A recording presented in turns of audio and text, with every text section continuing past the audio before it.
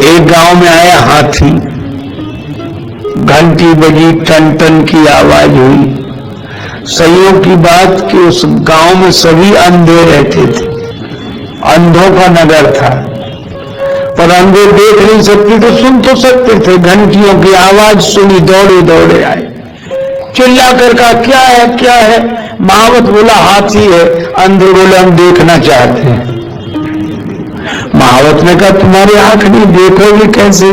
कहा हाथ तो है, हाथों से देखें। ठीक है, महावत ने हाथी बिठा दिया, अंधे टूट पड़े। किसी ने पांव पकड़ा, कुछ अंधों ने, कुछ ने पूंछ, कुछ ने कान, कुछ ने पीठ, किसी ने सूंड। देख लिया? हाँ देख लिया। हाथी लेकर महावत चला गया, अंधों में झगड़ा शुरू हो गया। और ये कहानी कहती क्या है कि झगड़ा जब होता है अंधों में ही होता है। अच्छा, झगड़े का कारण दृष्टिहीनता है। नीरे हो सूझत नहीं लानत ऐसी जिंद, और तुलसी या संसार को भयो मोतिया बिंद। तो ये मोतिया बिंद दूर कैसे हो? दवा लगा। और सी दवा?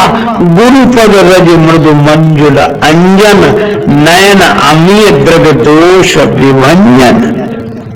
तो झगड़ा होता ही अंधों में, और अंधत्व के कारण ही हुआ। अब कठिनाई यह हुई कि महावत तो हाथी लेकर गया, पर जितने अंधों ने हाथी का पांव पकड़ा था उन्होंने हाथी के बारे में धारणा बनाई कि हाथी गोल खंबे की तरह होता है।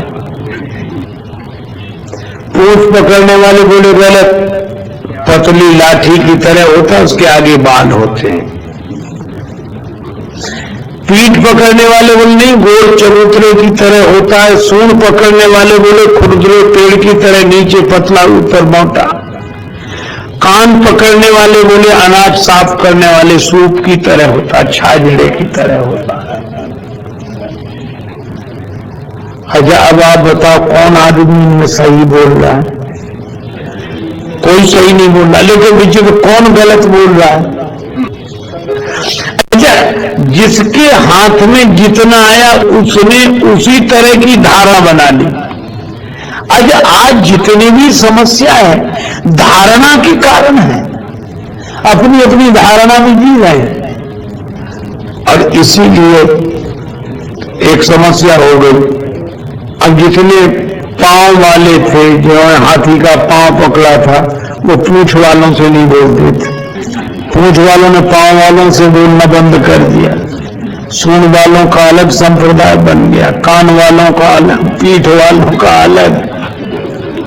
इतने दल बन गए।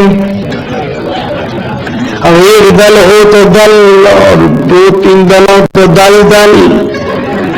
इस दलदल से निकलना मुश्किल। और सब कह रहे थे, दूसरा कहता कि नहीं भाई ऐसा कैसे माने, हमने खुद अपने हाथ से देखा है। अब जिसके हाथ जितने ही लग गया, अब जिसके हाथ जितना लगा उसको ही उसने पूर्ण समझ लिया, यही विडंबना है। अच्छा, लगा हाथ हाथी ही था, वो बेचारे निर्दोष भी हैं, उनका कोई दोष नहीं है, लेकिन अब क्या करें, धारणाओं में बंधे। अब अलग अलग दल बन गए, कोई किसी से बोलता नहीं था, एक समूह अलग, एक समूह अलग। तो कुछ अंधे मौजूद नहीं थे उस समय जब हाथी आया था, वो बाद में आए। उन्होंने देखा कि हमारे गांव में क्या हो गया, इतने प्रेम से रहते थे हम लोग।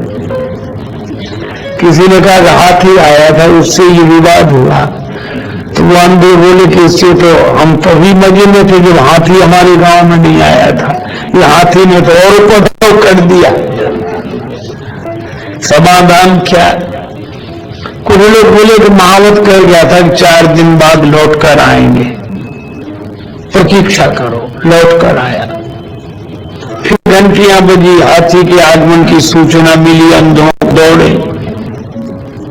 महावत ने कहा क्या बात है, हाथी देखना चाहते हो तो तुमने तो उसी दिन देख लिया था। अंधे बोले उसी देखने ने तो उपद्रव पैदा कर दिया, तो क्या बात है।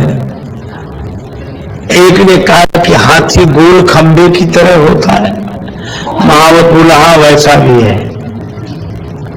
पूंछ पकड़ने वाले बोले पतली लाठी की तरह नहीं होता जिसके आगे बाल लगे होंगे, वैसा भी है। पीठ पकड़ने वालों का गोल चबूतरे की तरह का वैसा भी है। सूंड पकड़ने वालों का खुरदरे पेड़ की तरह का वैसा भी है। कान पकड़ने वालों ने कहा अनाज साफ करने वाले छाजरा सूप की तरह, बोले वैसा भी है। पीठ पकड़ने वाले बोले गोल चबूतरे की तरह। महावत बोला वैसा भी है। तो अंधे बोले क्या 10-12 हाथी लिए हो। महावत बोला हाथी तो एक ही है। तो एक ही अनेक जैसा क्यों लग रहा है। महावत ने कहा इसका उत्तर हम तुम्हें नहीं दे सकेंगे, क्योंकि इसका उत्तर दिया नहीं जा सकता, इसे तो देखा ही जा सकता है। तो आंखों का इलाज कराओ तो तुम्हें अनेक में एक दिखने लगेगा। आंखों का इलाज कराओ तो अनेक में एक दिखेगा, और आंखें अगर खराब रही तो एक में ही अनेक का भ्रम होगा, और अनेक का भ्रम होगा तो झगड़ा शुरू होगा, झंझट शुरू होगा।